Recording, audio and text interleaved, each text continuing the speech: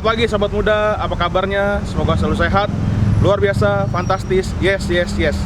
Nah sobat muda, coba tebak, sekarang saya lagi ada di mana? Nah, sobat muda udah tahu kan sekarang saya lagi ada di mana? Di GPB Tugu Jakarta Utara. Nah, sobat muda, di episode Sini Bareng GP, Siraman Rohani Bareng GP kali ini ada yang berbeda loh. Kira-kira apa yang berbeda? Hostnya yang berbeda. Ya kalau itu sih nggak salah ya, bener juga, karena kan tiap minggu ganti hostnya.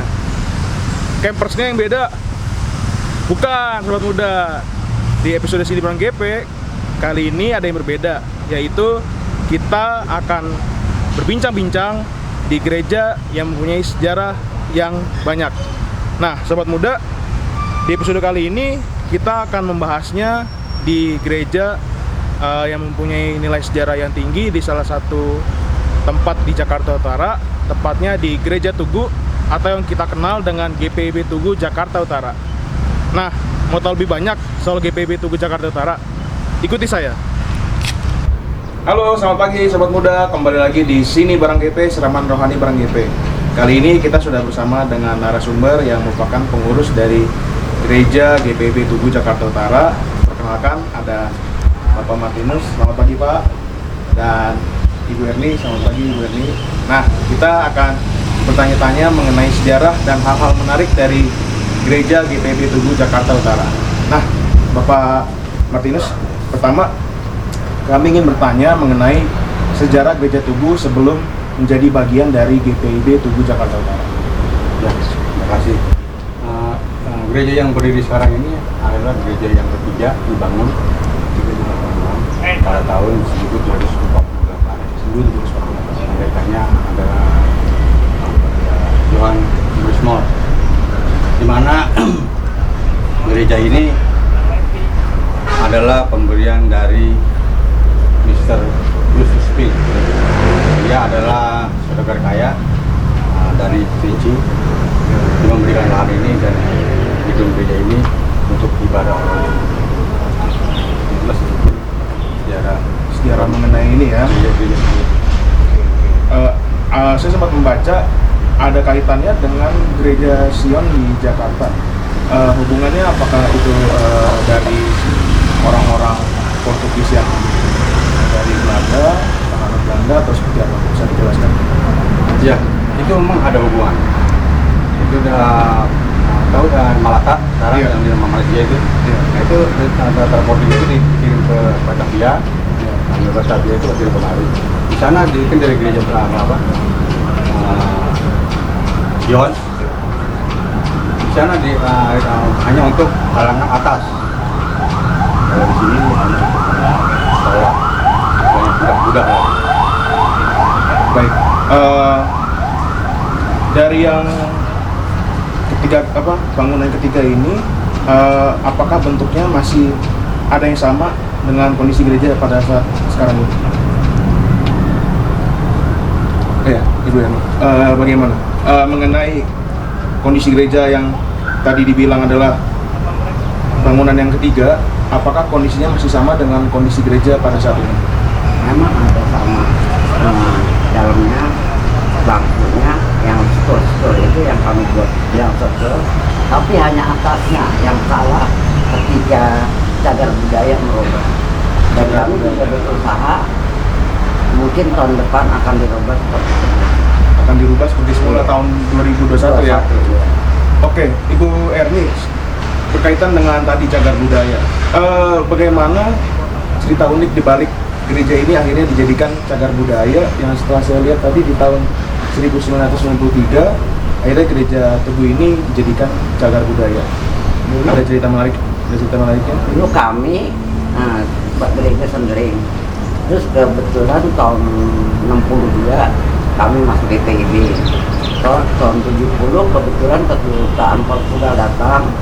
Kebetulan waktu itu zamannya Gubernur Ali Sadikin. Ali Sadikin bertanya apa yang kami minta untuk diberikan kepada ketinggalan Portugal. Tapi yang ditinggalkan itu hanya kedutaan Portugal minta menjadikan gerejanya untuk dijadikan cagar budaya. Cagar budaya ya. Nah, gereja Tugu ini dijadikan bagian dari GPIB itu sekitar tahun berapa? Kalau bisa tahu. Tahun 52 diputuskan 58 diputuskan tahun 62. Kebetulan ada putra Tugu yang sekolah teologi dia di Temon. Ya. Albert juga dia yang meminta kami para komunitas Tugu untuk menjadikan gereja di Tugu ini dari GPIB. Bagian dari GPIB. Pak Albert itu ya, Iya, yang Albert sosok itu. berpengaruh yang akhirnya menjadikan gereja Tugu ini menjadi bagian dari GPIB. GPIB. Baik. Pak, saya mau bertanya, untuk di gereja GPIB Tugu ini, kepala keluarganya total ada berapa? Kalau untuk jemaat GPIB Tugu ya, Iya. kurang lebih 451 kakak. Berapa Pak? 451 kakak. 450. Baik, baik. Kita 1000 lebih lah. 1000 lebih ya jemaatnya ya. Jemaatnya. Baik. Itu saja sobat muda dari episode Sini Bareng GP mengenai sejarah dari Gereja Tugu atau yang kita kenal dengan GPIB Tugu Jakarta Utara. Terima kasih Pak Martinus dan Ibu Yani atas sejarah dan hal-hal unik mengenai Gereja Tugu di Jakarta Utara ini. Dan sekarang kita akan masuk ke dalam pembahasan mengenai tenang dan berdoa yang terambil dari Daniel 6 pasal yang ke-20 sampai ke-29. Stay tune terus di Sini Bareng GP, siraman rohani bareng GP. Dadah. Pagi ini kita sudah bersama dengan Bapak Pendeta Ivan Didonika Sitombong. Apa kabar Pak? Baik, baik Tuhan. Nah, hari ini kita tampil beda, dan seperti biasanya kita tampil di GPIB Petra, tapi sekarang kita sudah berada di GPIB Tugu Jakarta Utara. Bagaimana pendapat Bapak mengenai gereja ini yang kita tahu mempunyai nilai sejarah yang banyak? Ya, yang saya tahu jadi gereja Portugis ya Pak ya? Ya, gereja Portugis dan seperti tadi disebutkan tahun 60 baru bergabung dengan GPIB. Ya kan untuk di daerah utara gereja berdua. Baik, sobat muda, tentunya gereja GPIB Tugu Jakarta Utara ini dapat berdiri hingga saat ini tentu tidak terlepas dengan kasih karunia Tuhan atas diri ini dan doa dari setiap jemaat GPIB Tugu Jakarta Utara. Bicara mengenai doa berkaitan dengan tema kita pada saat ini, yaitu tenang dan berdoa. Pembacaan kitab kita pada pagi hari ini terambil dari Daniel 6 ayatnya yang ke-20 sampai yang ke-29. Sebelum kita memulainya Pak, saya mau minta Bapak untuk pimpin doa bimbingan Roh Kudus. Mari kita berdoa bersama dengan gerakan pemuda Jemaat GPIB Petra Jakarta Utara. Kami akan membaca, mendengarkan dan mendengar firman Tuhan. Roh Kudus bimbinglah kami agar kami boleh mengerti dan memahami firman-Mu dan melakukan dalam hidup beriman sebagai anak-anak Tuhan. Berkatilah percakapan hamba-Mu bersama dengan oleh Tuhan, berkati agar kami boleh sama-sama mengerti dan memahami akan kebenaran-Mu dalam kebenaran firman-Mu dalam hidup beriman sebagai anak-anak Tuhan. Bersabdalah ya Tuhan, kami siap untuk mendengarkan. Amin. Amin. Kita akan membacanya Pak dari Daniel 6 ayat yang ke-20 sampai yang ke-29. Kita akan membacanya secara silih ganti. Saya akan membacakan ayat yang ke-20, Bapak ke-21, seterusnya sampai yang ke-29 kita membaca secara bersama. Dimulai dari saya dulu ya Pak. Pagi-pagi sekali ketika fajar menyingsing, bangunlah raja dan pergi dengan buru-buru ke gua singa. Dan ketika ia sampai dekat gua itu, berserulah ia kepada Daniel dengan suara yang sayu. Berkatalah ia kepada Daniel, Daniel hamba Allah yang hidup, Allahmu yang kau sembah dengan tekun, telah sanggupkah ia melepaskan engkau dari singa-singa itu? Lalu kata Daniel kepada raja, ya raja, kekalah hidupmu. Allahku telah mengutus malaikatnya untuk mengatupkan mulut singa-singa itu, sehingga mereka tidak mengapa-apakan aku, karena ternyata aku tak bersalah di hadapannya. Tetapi juga terhadap tuanku ya raja, Aku tidak melakukan kejahatan. Lalu sangat sukacitalah raja dan ia memberi perintah supaya Daniel ditarik dari dalam gua itu. Maka ditariklah Daniel dari dalam gua itu dan tidak terdapat luka apapun padanya, karena ia percaya kepada Allahnya. Raja memberi perintah, lalu diambillah orang-orang yang telah menuduh Daniel dan mereka dilemparkan ke dalam gua singa, baik mereka maupun anak-anak dan istri-istri mereka. Belum lagi mereka sampai ke dasar gua itu, singa-singa itu telah menerkam mereka, bahkan meremukkan tulang-tulang mereka. Kemudian Raja Darius mengirim surat kepada orang-orang dari segala bangsa, suku bangsa dan bahasa yang mendiami seluruh bumi. Bunyinya, bertambah-tambahlah kiranya kesejahteraanmu. Bersama ini kuberikan perintah bahwa di seluruh kerajaan yang kukuasai, orang harus takut dan gentar terhadap Allahnya Daniel, sebab dialah Allah yang hidup, yang kekal untuk selama-lamanya.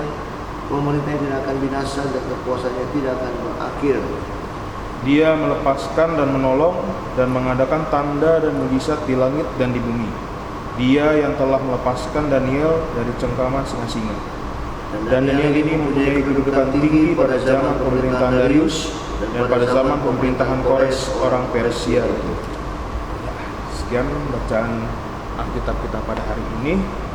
Pak, dari konteks bacaan ini yang saya bisa lihat adalah Daniel orang yang setia, tekun dalam berdoa. Artinya dia tidak berdoa hanya berdasarkan situasi atau kondisi ia saja, tapi ia setia dalam situasi atau kondisi apapun, ia tetap berserah kepada Tuhan. Lalu pada akhirnya ketika ia ingin diangkat menjadi selevel di bawah dari Raja Darius, ada segelintir atau sekumpulan orang-orang yang ingin menjatuhkan ia. Akhirnya ia di sini dijebak oleh orang-orang tersebut untuk memuja Raja Darius atau lebih memilih Raja Darius dibanding oleh Daniel yang biasa setia kepada Tuhan. Nah, bagaimana Bapak dalam melihat hal ini ketika Daniel pada akhirnya lepas dari jeratan orang-orang jahat itu, dan bahkan justru orang-orang itu yang akhirnya mendapatkan hukuman dari Raja Darius? Ya, kalau kita lihat dalam Roma 12, kita bisa bandingkan dalam Roma 12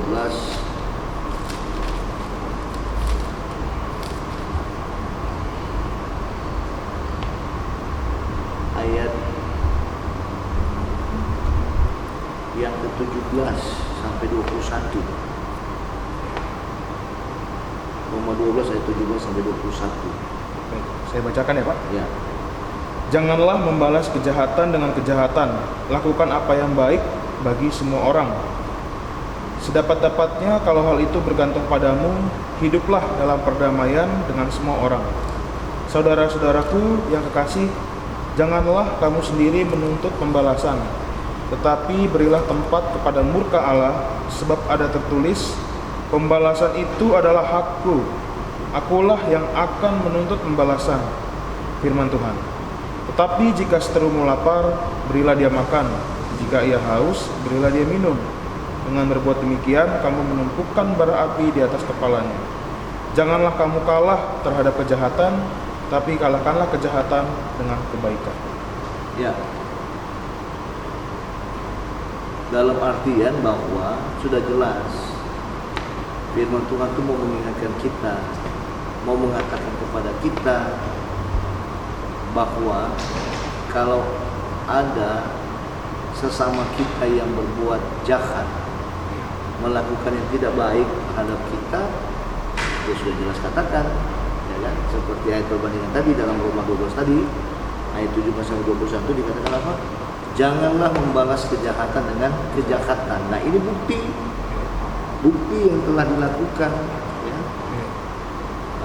Katakanlah orang-orang pesuruh, ya, dari Raja siapa tadi?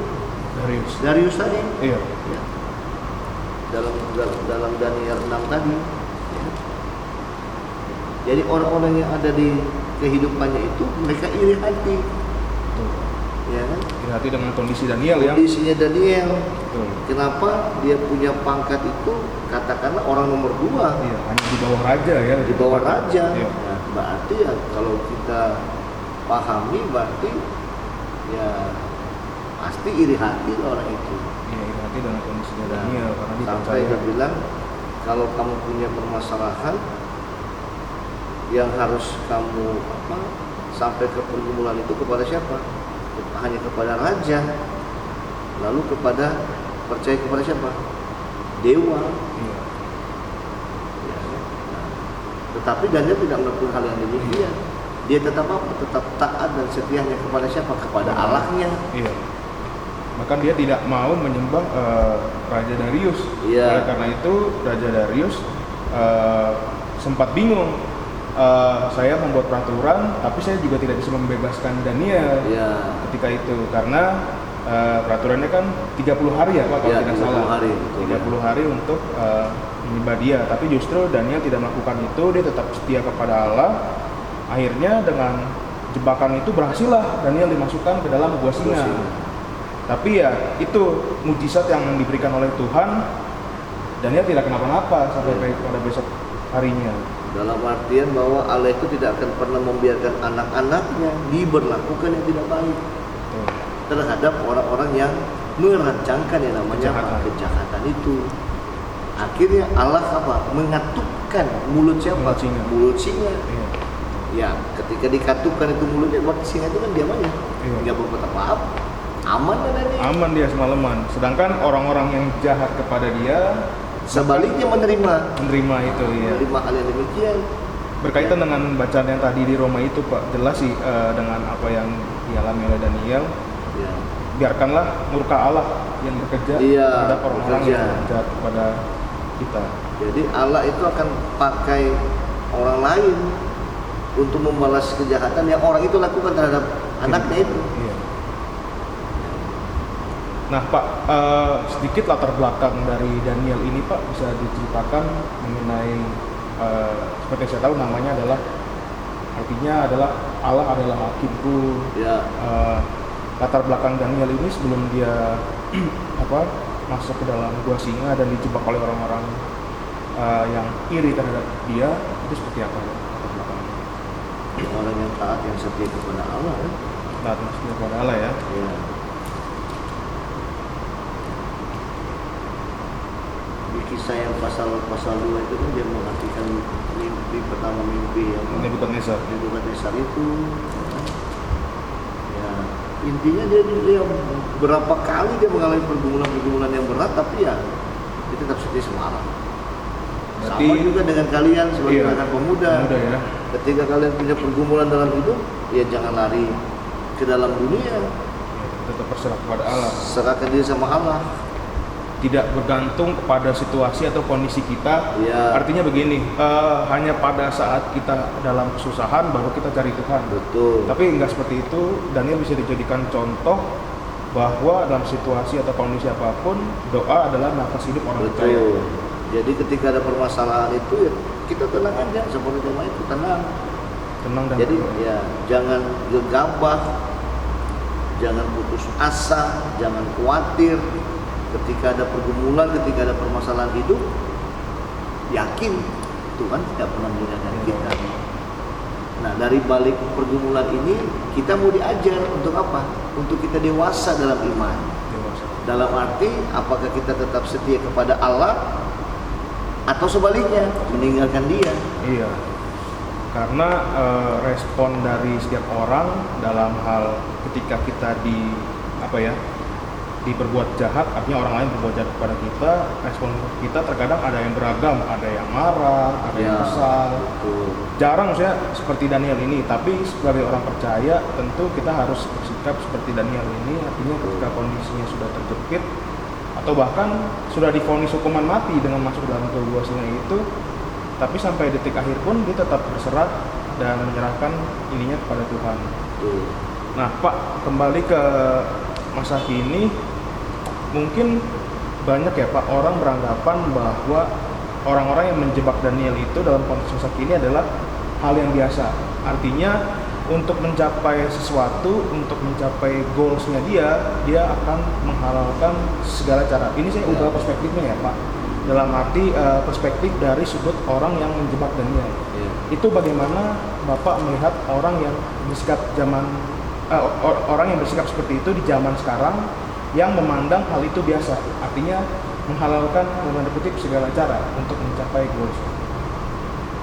Ingat apa yang dialami oleh Ahok, Iya, ya kan? Mantan gubernur DKI. betul Pak. Apa yang dilakukan orang tanah dirinya, dia dianggap apa? Menistakan Menistakan agama. agama. Ya kan? Tapi dia nggak malas.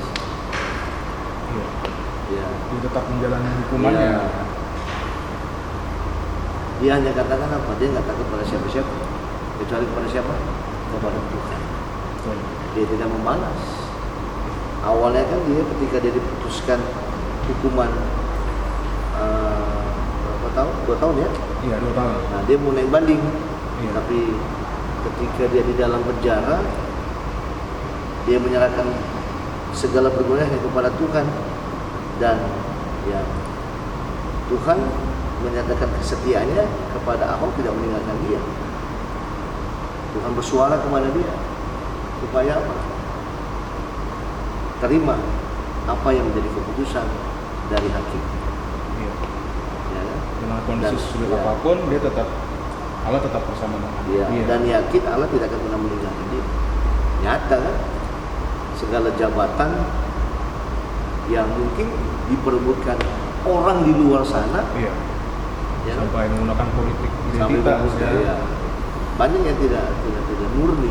Iya. Ketika dia keluar dari penjara, apa yang dia terima? Tuhan siapkan jabatan ini. Iya. Kan? Mendapatkan Sekarang jadi apa? hukumnya jadi direksi Komisaris Pertamina. Iya. Artinya Tuhan mempunyai cara tersendiri untuk Iya. membangkitkan anaknya ya dari Iya. kondisi yang terpuruk. Betul. Artinya dia mempunyai rancangan yang indah bagi setiap anak-anak. Begitu juga dengan kalian sebagai pemuda. Iya.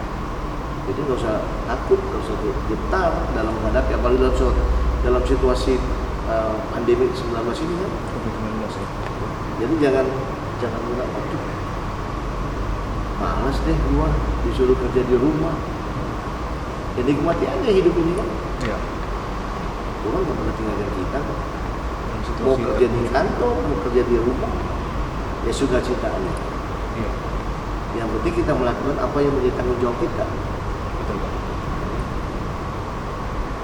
Baik Pak, terakhir dari yang saya bisa simpulkan di sini adalah kita menjadi seperti Daniel dalam artian dalam situasi atau kondisi terjepit pun kita tetap berserah kepada Tuhan, tetap setia berdoa kepada Tuhan, mempunyai hubungan yang intim kepada Tuhan. Bahkan kegagalan eksekusi mati terhadap Daniel itu merupakan konfirmasi bahwa Allah mempunyai kuasa atas apapun yang ada di muka bumi. Ya. Nah, pesan terakhir Pak untuk kita para pemuda berkaitan dengan pembacaan kali ini itu seperti apa Pak? Ya kita harus menyadari lah apa yang menjadi pergumulan dalam hidup kita, ya ada maksud Tuhan. Ada kan lagu yang menguatkan buat kita, lagu selidiki aku, lihat hatiku, apakah ku sungguh mengasihi Yesus. Betul Pak. Kita sungguh-sungguh mengasihi Yesus nggak ketika ada pergumulan? Betul. Itu pertanyaan kita. Jawaban itu ada dalam diri kita, ada dalam diri kalian sebagai pemuda. Untuk apa? Tetap setia dan selalu mengasihi Yesus. Baik. Itu aja yang saya katakan buat kalian. Terima kasih Pak Pendeta atas firman-Nya dan bincang-bincangnya pada pagi hari ini. Sebelum saya tutup, saya minta Pak Pendeta untuk tutup dengan Mari kita berdoa. Ketika firman-Mu mengajarkan kami untuk kami tenang dan berdoa, itu semakin menguatkan kehidupan kami Tuhan. bahwa Tuhan tidak akan pernah meninggalkan kami. Apapun yang menjadi bentuk pergumulan, permasalahan yang kami alami dalam hidup kami, ada maksud Tuhan di balik semua pergumulan, permasalahan hidup yang kami alami. Bahkan firman-Mu juga menguatkan kami bahwa Tuhan tidak akan pernah membiarkan kami sampai jatuh tergeletak, karena tangan Tuhan senantiasa menopang hidup kami. Oleh karena itu, ajar kami Tuhan, ketika kami ada pergumulan, kami hendaknya tenang dan berdoa dan menyerahkan seluruh pergumulan hidup kami kepada Tuhan. Terima kasih untuk percakapan kami, perbincangan kami di sekitar pengalaman lewat firman Tuhan, lewat pengalaman hidup Daniel. Kejahatan dengan kejahatan yang telah dilakukan oleh orang-orang yang ada di sekeliling kehidupan di zaman Raja Darius. Itu juga yang akan menguatkan kami, khususnya anak-anak pemuda, untuk tetap menyerahkan seluruh pergumulan hidup hanya kepada Tuhan. Dan Tuhan yang akan menopang dan memelihara dan menyertai kehidupan mereka. Berkati para pengurus, baik di tingkat jemaat, di sektor-sektor pelayanan. Tuhan berkati agar mereka juga tetap setia, mau melayani Tuhan dalam segala keberadaan hidup mereka. Ketika kami akan kembali dalam keluarga rumah tangga kami, bersama orang tua, bersama kehidupan keluarga kami, tibakan dengan penuh selamat dan nama-Mu tetap dipuji dan mereka selalu. Kami tak lupa berdoa buat orang tua dari Olen, Ibu Alfi, Ramandai, Sobakua yang dirawat di rumah sakit Koja. Tuhan lawat rekan sepelayanan kami ini, sembuhkan dia, berikan kekuatan dan kesehatan bagi Ibu Alfi, agar dia boleh kembali berkumpul bersama kehidupan suami dan anak kekasih oleh, dan boleh kembali melayani Tuhan dalam keberadaan hidupnya di tengah-tengah jemaat Petra, secara khusus di jemaat sektor pelayanan umat. Pengurus yang lain juga Tuhan berkati. Kami yakin dan percaya Tuhan tidak akan pernah meninggalkan mereka. Tuhan tetap menopang dan memelihara hidup mereka semua.